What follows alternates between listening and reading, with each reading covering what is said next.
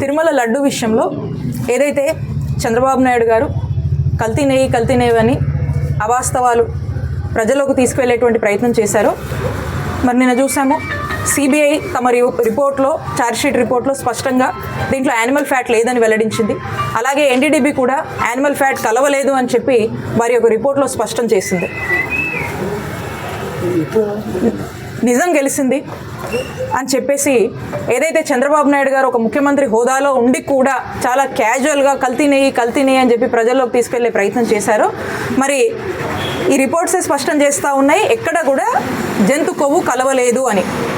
కాబట్టి మేము మా చిల్లూరుపేటలో ఉన్నటువంటి నియోజకవర్గ ప్రజలందరూ ఇక్కడ ఉన్నటువంటి మా నాయకులము నిజం స్పష్టమైంది, ఆ దేవుడు ఉన్నాడు అని చెప్పేసి మేము వెంకటేశ్వర స్వామి గుడి బోయపాలెంలో ఆ గుడికి వెళ్ళి అక్కడ పూజలు నిర్వహించి అక్కడ దేవుణ్ణి ఆ వెంకన్న స్వామిని ఇప్పటికైనా చంద్రబాబు నాయుడు గారికి మంచి బుద్ధి ప్రసాదించాలి, ఇలాంటి అవాస్తవాలు తప్పుడు ప్రచారాలు దేవుడిని కూడా తమ స్వార్థ రాజకీయాలకు వాడుకోవద్దు, దేవుడంటే భక్తి భయం అనేది ఉండాలి, చంద్రబాబు నాయుడు గారికి ఆ వెంకన్న స్వామి ఖచ్చితంగా కూడా దీని ప్రతిఫలం చూపించాలని చెప్పి మేము కోరుతూ మేము మా పూజలన్నీ కూడా కంప్లీట్ చేసుకొని బయటకు వచ్చాం.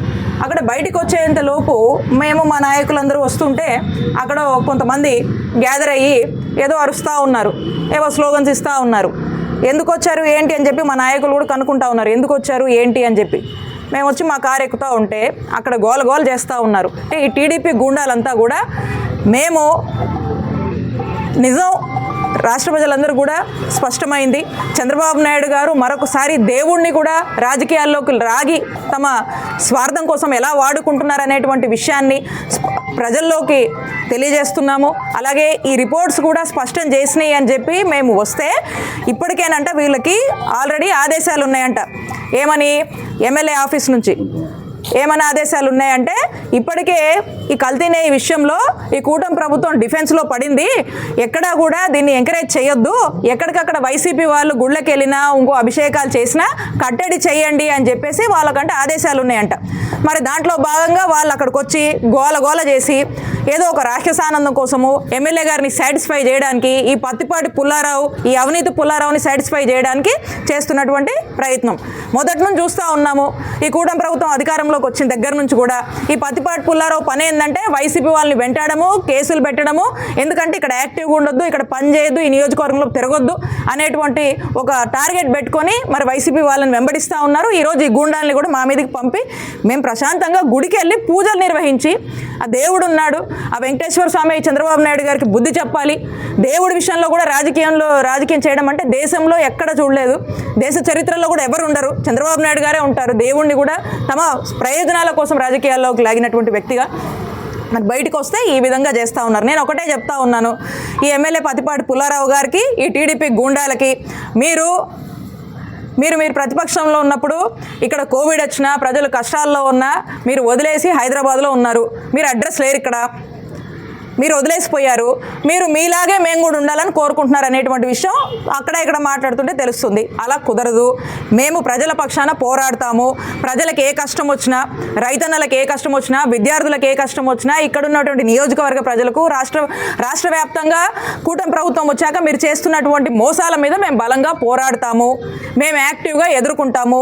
మీరు ఎన్ని కేసులు పెట్టినా, ఎన్ని బెదిరింపులు మా వైఎస్ఆర్ కాంగ్రెస్ పార్టీ నాయకుల్ని కార్యకర్తల్ని ఎన్ని వేధింపులకు గురి చేసినా మేము ఎక్కడ బెదరము, భయపడము, మీలాగా పారిపోము, ప్రజల్లోనే నిలబడతాము, ప్రజాక్షేత్రంలోనే పోరాడతాము. ఇప్పటికే మీ బతికేంటో, ఇప్పటికే మీరు చేస్తున్నటువంటి ఇల్లీగల్ యాక్టివిటీసు, మీరు చేస్తున్నటువంటి అనేక అంశాల మీద ఈ నియోజకవర్గ ప్రజలందరికీ కూడా స్పష్టత వచ్చింది. మీరు చేస్తున్నటువంటి దోపిడీ గురించి కూడా ఏ బజార్లోకి వెళ్ళినా మాట్లాడుకుంటున్నటువంటి పరిస్థితి. మీ పరిస్థితి ఏంటో మీరు ఆలోచించుకోండి. ప్రజలకు స్పష్టత వచ్చింది, ప్రజలు సమయం కోసం ఎదురు చూస్తూ ఉన్నారు. మీరు ఎంత మమ్మల్ని ఇబ్బంది పెట్టాలని చూసినా అంత బలంగా ఎదుర్కొంటాం, నిలబడతాం, పోరాడతాం. వైఎస్ఆర్ కాంగ్రెస్ పార్టీ ఎక్కడ కూడా మా నాయకుడు జగన్మోహన్ రెడ్డి గారు అండమాకుంది, ఇక్కడ ప్రజల అండమాకుంది. కాబట్టి ఈ ప్రయత్నాలన్నీ మీరు చేసి ఒకరోజు మీరే ఈ అన్నిటికీ కూడా, ఈ అన్ని పరిణామాలకు కూడా ఒకరోజు మీరు కూడా అకౌంటబుల్ అవుతారు. ఖచ్చితంగా అలాంటి రోజులు మీరు చూడాల్సి వస్తుంది. తెస్తామని కూడా తెలియజేసుకుంటూ మేము బెదరం. మీరు ఏం చేసుకుంటారో చేయండి. ఏం చేస్తారు?